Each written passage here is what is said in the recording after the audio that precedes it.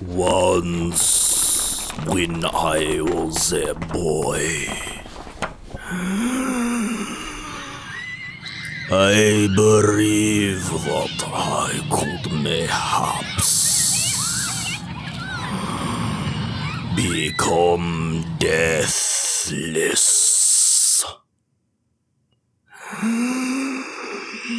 I sought vampirism. I slept in a refrigerator box and wore realistic fangs to school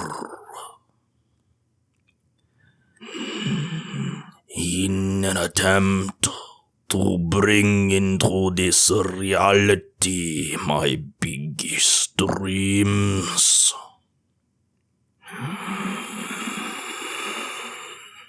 My father disowned me, but my mother provided support.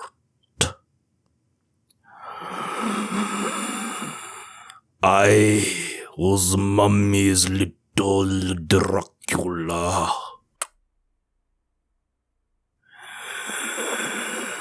The rising helps me relieve this childhood desire. Because although now an adult,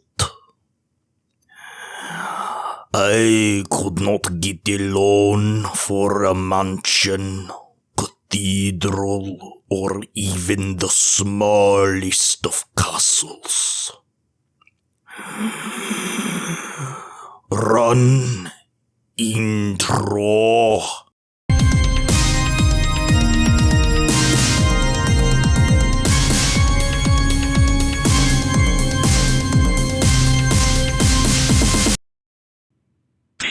Oh, shit. The fuck was that? Was that a stinger? We have stingers now?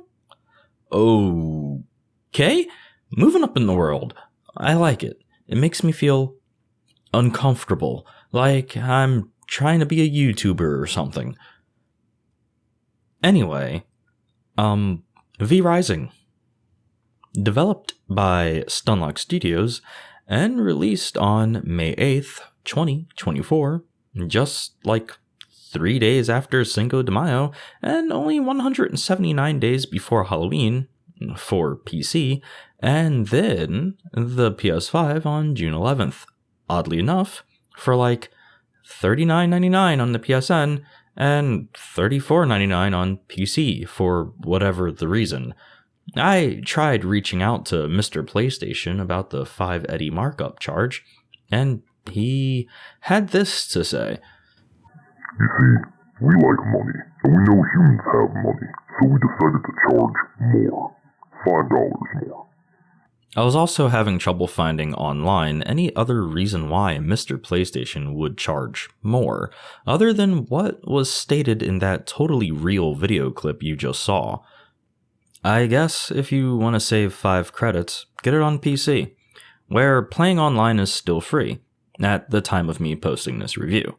Because it's not free to play multiplayer games on the PSN unless it's a free-to-play game. Like Vampire the Masquerade Blood Hunt. It's kind of dead, but it's free. V Rising was developed by a tidy group of people that founded Stunlock Studios in the land of IKEA furniture, Sweden.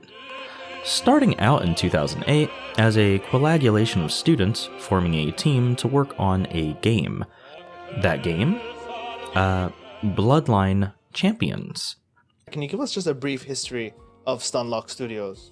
The games you've worked on in the past and what brought you to this point of making V Rising? Yeah, sure. I can take that. So we started out, as I said, back in 2008 and developed a game called Bloodline champions for our first university project, or the last university project rather. We're a group of university students who found each other in the university, developed this game, eventually founded a studio around it, and from back then to this day, we have 12 of the 14 original founders are still with us. So we find that is a quite good what do you call it? Well, people like the company basically. Yes. They don't leave us. And well, Stunlock Studios was born. Really a dream come true. Things like that don't normally happen. At least I don't think so. They actually still have a good chunk of the OGs at the studio too. At least at the time of me writing this script. During the development of V-Rising, they had a solid 30 or so people. That's artists, programmers, animators, etc., etc. Making this, in my eyes, a kind of a AA studio situation. Too fat to be an indie and too free to be EA. So far, from what little I know about them, they strike me as a rather transparent and candid studio, evident by them making a press kit, like the first thing you can click on V-Rising's website. Something I appreciate. I don't know if I am or will use anything in it, but it's notable. They only really knew that they wanted to make a vampire-themed game, and that they wanted a big world. So they experimented a bit with something called DOTS, data-oriented technology. Something I know nothing about. But I think it's got a lot to do with how the Unity engine compiles data and utilizes it. It's a performance enhancer. It's a performance-enhancing code matrix. I think some of our games are on steroids now. But as long as it helps optimization, we should just shut up. Keep our heads down and keep the sweet, sweet data-oriented technology flowing. Yeah. They dove headfirst into gameplay once they saw the potential of working with dots. Not pulling any punches, they let the design juices flow, seeing how big they could go with a prototype, which really fanned the flames of creativity, and I completely get it. I'm curious about the loop in between technical experimentation and gameplay design. Have you used technical results to inform gameplay development, or is it like gameplay first and then technology has to adapt? I guess the technology had to adapt quite a bit. We kind of gave our designers the answer that we can now make the game very large, so go ahead and make it large. Yeah. So yeah, they didn't hold back really. But of course, during the development, we have had to, in some cases, hold back on features that haven't been working, have been too large for the game. And just want to clarify for a bit, when you say large, what are you referring to exactly? Performance-wise. So things that haven't been performant enough, or from a technical point of view, like too complex. Is it like the systems and the scale of the map, plus the dynamic lighting and all of these kinds of things? Yeah. Time? Okay. Imagine having a kind of grand idea of a huge thing, and then finding out that it's doable? That must have been so exciting and relieving to basically get a green light to go. And, of course, just as you would expect, they had to start slamming the brakes, because they just couldn't do it all. Like a rocket, they still kept going, just shutting off ideas and more than likely this thing called scope creep with it. Scope creep is real, and I wager it has killed many games before they were ever even teased to the public. It's a bummer when you can't add the one cool thing, but you know what else is a bummer? Working on the same game indefinitely with no foreseeable launch date. That sounds like hell.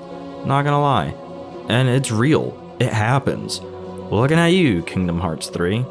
People literally had kids, and their kids grew into adulthood before you released. Why? Probably scope creep. Or maybe Big D and Edgy E couldn't reach an agreement? Either way, I don't care. I'm just using it as an example of possible scope creep. I don't even like that franchise. Blech! Yucca! Patooey! Smells like an Abercrombie breeded with a target. Gross! One cool thing they set out to do was make the world feel alive. This meant having it so that NPCs would sometimes fight each other, or groups of patrols could be bumped into. They managed to pull this off in a big open world in a really cool way by having placeholder game objects replace the patrols, mobs, and roaming bosses when no players were in rendering range, and then run all the AI and rendering when the player was in range to simulate things going on with or without your presence. So rival NPCs can fight and players could witness it, or sometimes show up a little late and see the aftermath of a brutal brawl. As awkward as it would be, if you could spy on these placeholders, you would see them just sort of cross paths with each other and keep on going with no conflict at all, because the code for that enemy recognition wouldn't be getting called. Just a funny thing to ponder, I guess. They eventually settled with a grid-based way of placing assets just for its uniformity and ease of use, and designed an awesome pathing system with some built-in rules too. Mostly, hey, you can't build here rules, but rules nonetheless. And rigged up a sun mechanic by casting a ray from the in-game sun to the player's head area, and kind of just let the game's colliders do the work of either obstructing that ray or not. If the ray was obstructed, then you were more than likely in the shade and safe. Else, you would start taking damage. Please! It won't stop! It was a simple but effective way of, tackling sunlight and the vampiric predisposition to not be in it as a gameplay mechanic. And with a day and night system in place, they were well on their way to having a pretty nice vampire game. Death by giant flaming gas ball included. Stunlock even went the extra mile to implement a VoIP system. You should be asking more productive questions, like about the Vampiric Society, because that's the only thing that's going to be around. What do you think with the sun potentially destroying Earth that could affect the vampires? I think all we need to do is wipe out all human existence so that we can, proceed in scientific advancements and then, figure out a way to blot that shit out. It's just a giant fucking gassy fireball in the sky. It hurts everything. Everything hurts when that thing's out. We need to blot it out. But we can't because there's too many fucking shithead humans around stopping us from advancing. That's what I think.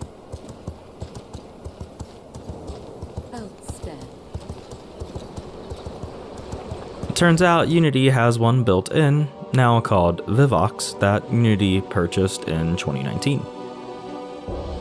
They didn't really have too much trouble implementing it either, which is weird, and I'll describe why later in the audio segment. They seem to have more trouble testing it than anything. Seeing the usefulness of it as a tool for immersive gameplay and RP potential, as well as its entertainment value, when they saw a popular streamer have a dispute with a neighbor over some overzealous consumption of rats. I tried finding video evidence of this domestic dispute, but alas, I could not. And with that being kind of the last element of the game, they released it to the world of the living.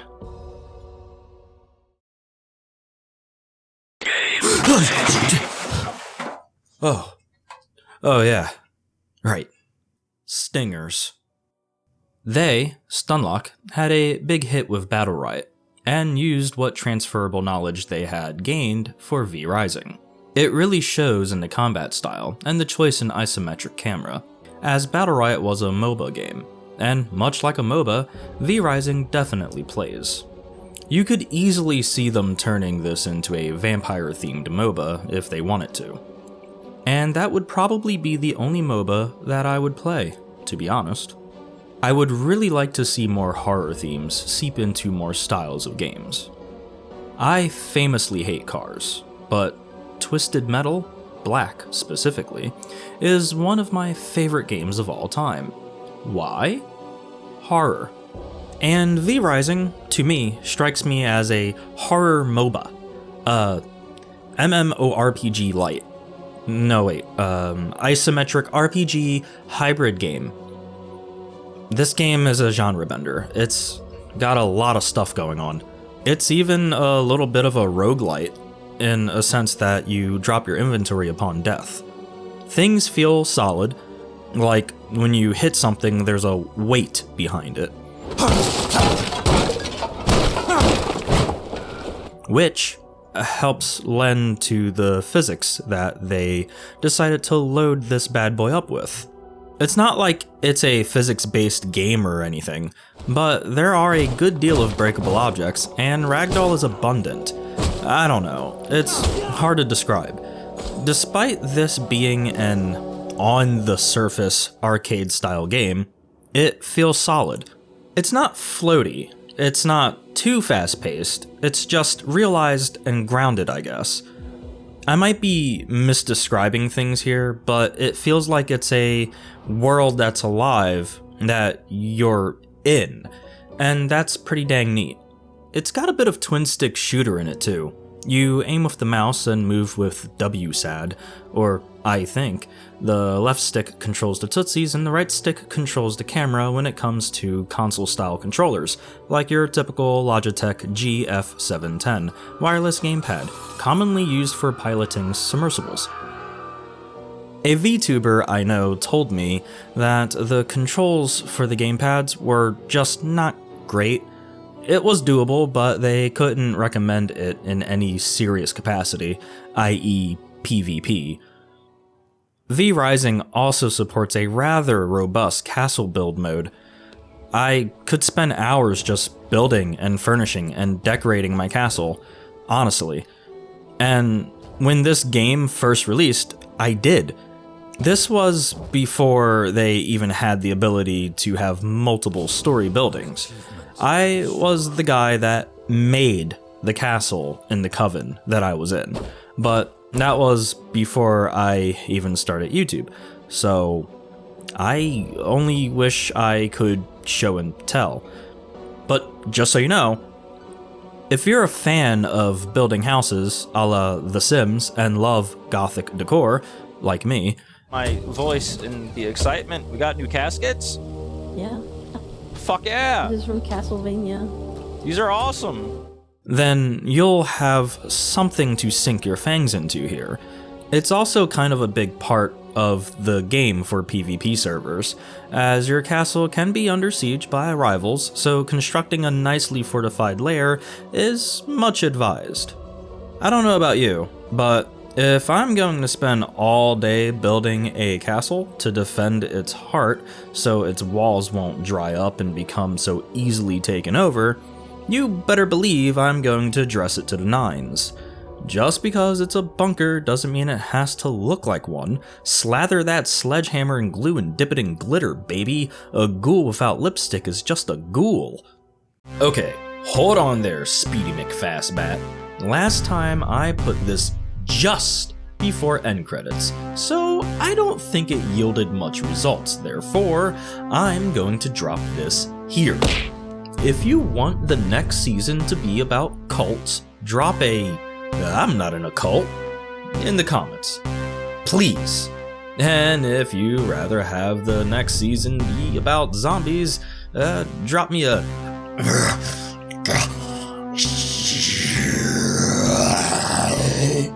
in the comment section of this very video. This will be the first and probably the last time I'll mention this, so as to not bust up the flow of every review in this season of Season 2. Oh, and while you're there, milk my gland for a second and hit that like button. They matter more than you know.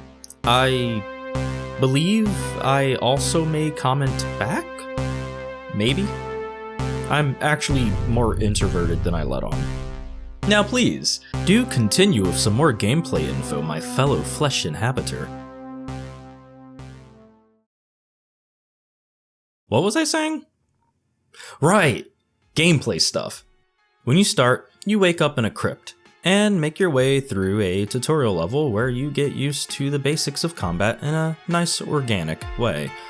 Honestly, to me, the best tutorials are often like this. Organic, freeform. They let the player fafo, and then when they fo, they move on. When you're finally all boned out and alleviated of your calcium deficiency, you'll find yourself in one of the bigger parts of the gameplay loop, punching trees. Nah, that's silly. Actually, yeah.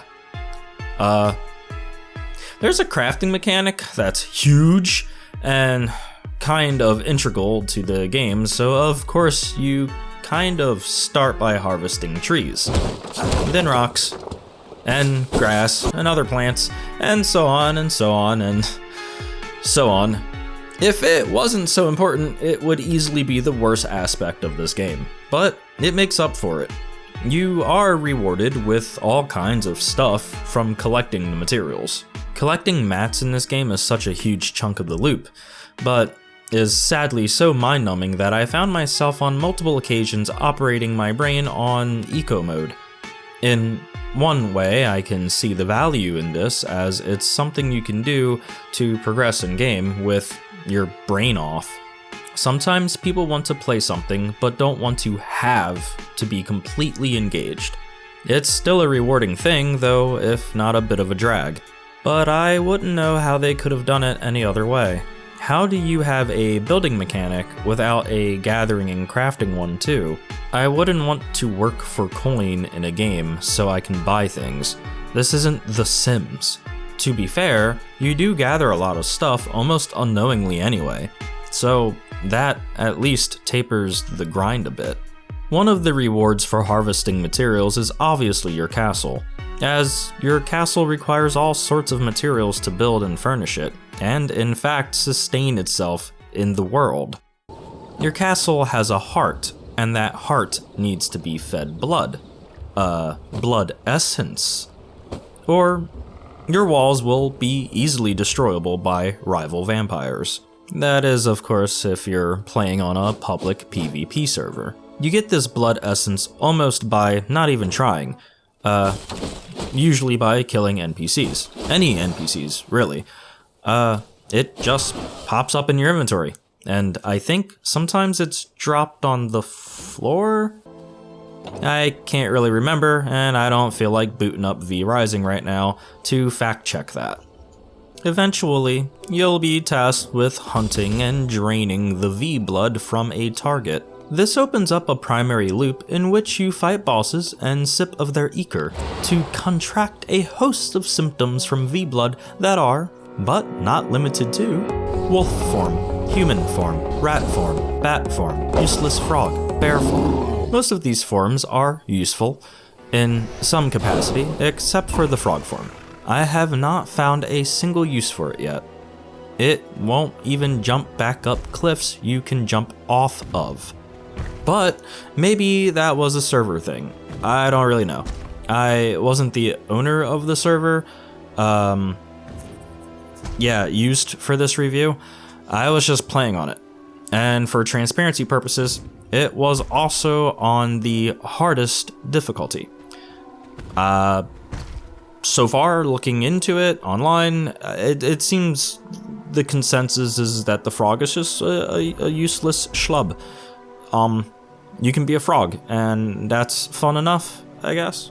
Wolf makes you run faster, and wolves don't attack you. Rat? Nothing really attacks you unless you get too close, because rats are icky. Which is not true. I have 2 rats, and they're not icky. They're very cute, and they smell like fresh shoes. Bat. Unlock flight mode, so you can fly just about anywhere. It's kind of broken. And bear. Like wolf, has it so bears don't attack you, but also it can be used to knock down barricades and mine large deposits, so you don't need to use explosives, which are costly to craft. There are other forms, but I think I've spoiled enough things for now, okay? If I had to spoon feed it down your brain's proboscis, the gameplay loop goes like this. Harvest materials, craft better gear, hunt boss to unlock new gear / abilities. Get it over with. Have the materials to craft the new stuff, yay or nay? If yay, craft better gear. If nay, harvest materials. Repeat loop. Of course, there is more to it than that, but this is the absolute most watered down version of the loop my whittle jelly bean brain could come up with. There are also things that I should not have downplayed. Very crucial things like books, scrolls, and schematics. These are used for researching a ton of stuff, and a lot of them are fundamental to growing big and strong. I think this is a great deviation from the main vein loop, as it, 1, makes it so that you have to play the game if you ever hope to beat it. And number 2, don't get burnt out from boss rushing, beating the game in one super long black licorice full sitting with your psychic shadow projected into an egregore to keep you company because you live in a dark cage with the only friendship you have ever known being the bones of your keeper's enemies that surround your ever-waking moment trapped within your fleshy prison. I'm not blinking. I don't need help. I love it here. Graphics. Graphically, this game on the surface seems simplistic, but don't be fooled.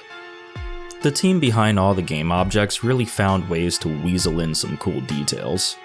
One notable detail would be the little fluttering pages on the grimoire used for the research desk.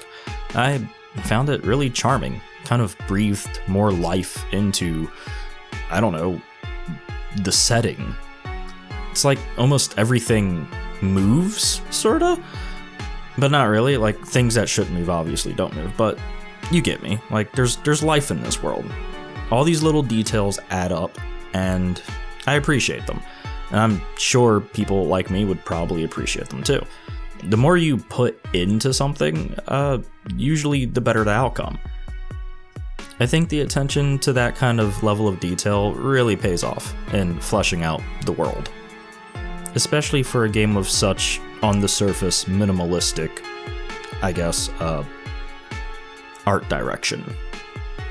Despite the character models kind of lacking texture or looking a bit like PVC models or some kind of clay, the world is vibrant in the alive use of the term. Volumetric fog and god rays, those of which you'll never want to actually see, are pretty. Particle effects are nice. Bosses throw wild-ass bullet hell parties like some kind of deadly disco ball. Most things are a bit stylized in the vein of typical fantasy games, a la Fable or, I don't know, World of Warcraft? I'm Mr. T and I'm a night elf mohawk. I never played it. But rest assured, your eyeballs will be pleased. Remember earlier when I said it was a bit odd that Stunlock Studios claimed to not really have an issue implementing VoIP into V-Rising via Vivix? Well, that's because I vividly remember this game not permitting VoIP in a private server that a certain chimeric VTuber was trying to host an RP experience in. One that fell flat and withered away into nothingness because when they opened it, they anticipated the same VoIP that I included, experienced when playing on the public servers. And, well, good luck RPing a vampiric godlike boss in text-based chat while fighting participants. I never found out why exactly you couldn't chat in-game with the available VoIP from the base game, but you could get some form of VoIP through a third-party means, if you truly needed it. But it wasn't worth the hassle and was just strange at the time, so we didn't bother doing it. And alas, with that, my opportunity at playing a vampire lord of the underworld was scrapped. Plus, my PC was still in a coffin at the time anyway, resting with my YouTube channel in its withered corpse. You can pay for a server, and those paid servers seem to have proxy chat, unless I'm mistaken. But it just felt kind of, backhanded to allow VoIP for one kind of group of players playing a game and not the other, especially when it's part of the base game anyway. At the time, I just assumed that they had issues getting it to work on private servers, but that wasn't the case at all. They just don't want you to have proximity chat if you're not paying for the server, I guess. It's a little mean, in my opinion, but I don't know the specifics of this. For all I know, it's not included because it's paid for when you pay for the official server space. I'm just stating facts. It's something weird, and it's something you can't do. So, there's that. On a brighter note, V Rising has a simply beautiful score, but it is oddly forgettable. Maybe it's just me, but I can't really recall how any of the music goes for this game. That doesn't mean it's bad in any way. No, far from it. It's good. Just, coat it in Teflon because it doesn't stick.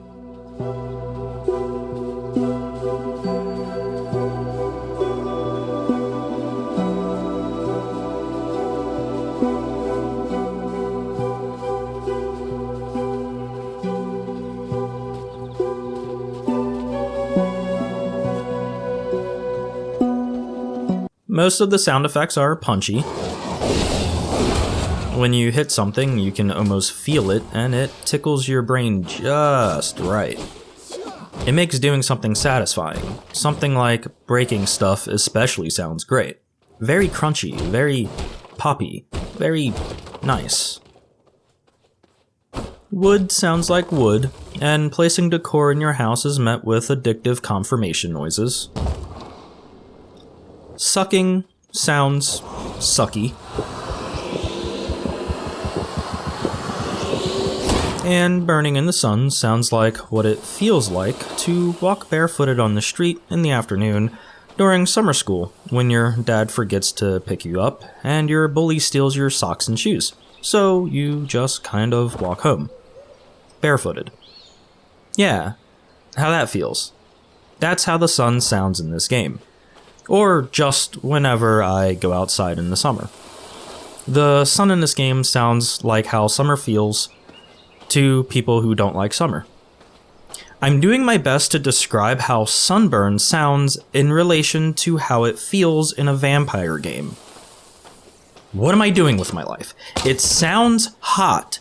The sun sounds hot in this game. You get it. It's even accompanied by a knell, just as it starts to do massive damage to your health.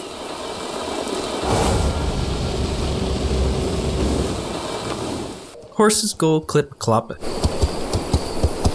and other animals make animal noises too. The voice acting is a bit cheeseball, but it's good quality at least. No lines blew my eardrums out, didn't notice any bad voice audio, just repetitive lines that were a bit too on the nose sometimes. Hammer you out! A perfect example would be this guy. Hammer you out! He says the same thing in two different tones, and they are both just too cheeky for me. It comes off as like a placeholder dialogue. I don't know. I feel like they could have just said something more interesting, like, loose nail gets hammered in, or some shit, instead of just a shorter version of the same line. It's still a bit on the nose, but you get it. Overall, the sound design for this game is really nice. I especially like the atmospheric track that plays in your castle.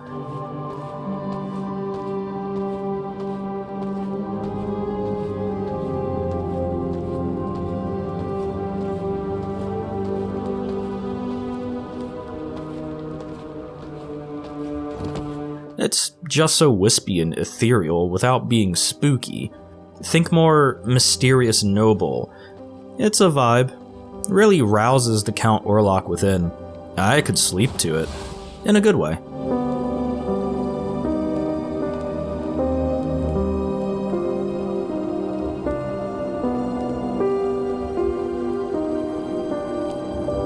Story time.